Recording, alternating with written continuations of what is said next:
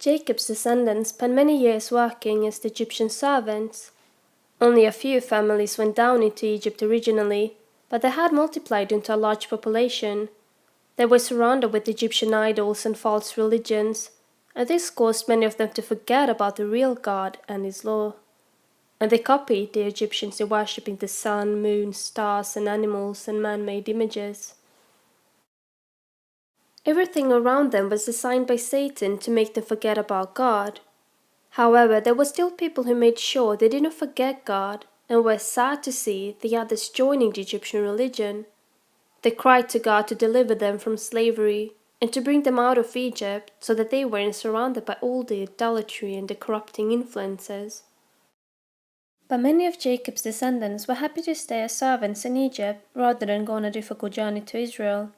Because of this, God didn't deliver them after the first plague.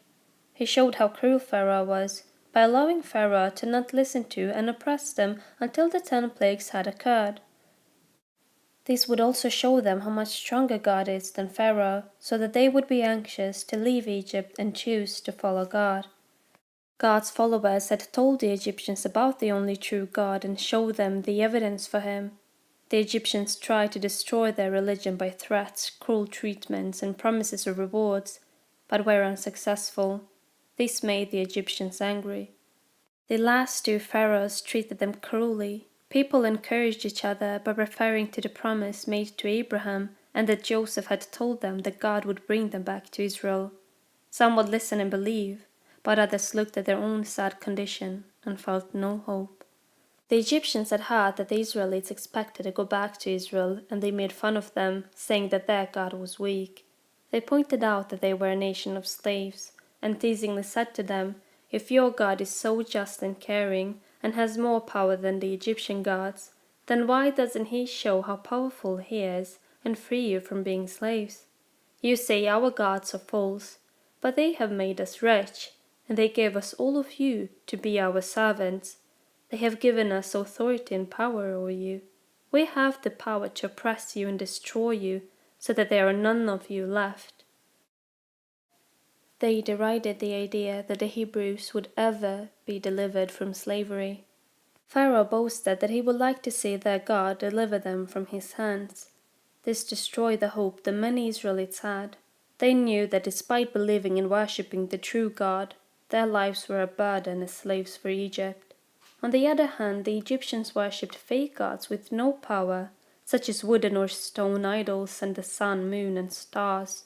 Despite this, they had much better lives. Some Israelites thought that if God really was more powerful than all other gods, then they wouldn't be in this sorry state. Some Israelites thought that if God really was more powerful than all other gods, then they wouldn't be in this sorry state. He still didn't free the Israelites, so God sent a plague of locusts. Despite seeing his whole kingdom judged guilty by God and under dreadful plagues, Pharaoh chose to receive the plagues rather than submit to God. God then sent darkness on Egypt. It wasn't just dark, but the air was very oppressive, so the breathing was difficult. But the Israelites had pure air and light. Moses and his brother Aaron told Pharaoh what the plagues would be and when they would come. It was very hard for Pharaoh and the proud, idol-worshipping Egyptians to listen to God. Pharaoh gave in to what God was requiring, very slowly. First, he would only allow them to sacrifice to God in Egypt. Then, after Egypt had suffered some of the plagues, he allowed men to be free. After Egypt had been nearly destroyed by the plagues of the locusts, he allowed all of them to go, but not their animals. When he was suffering badly from the plagues, he would give in a little, but when the suffering ended, he would take back everything he had agreed to. This is just as when Satan had asked for forgiveness and to go back into heaven when he was suffering on earth. If he had gone back to heaven, his suffering would have ended, and he would not feel bad about sinning again.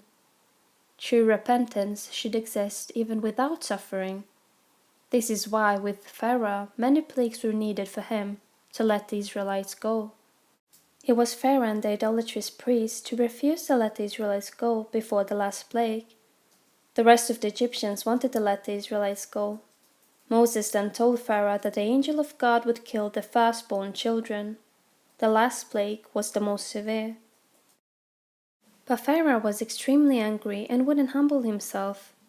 The Egyptians ridiculed the Israelites for putting lamb blood on their doors.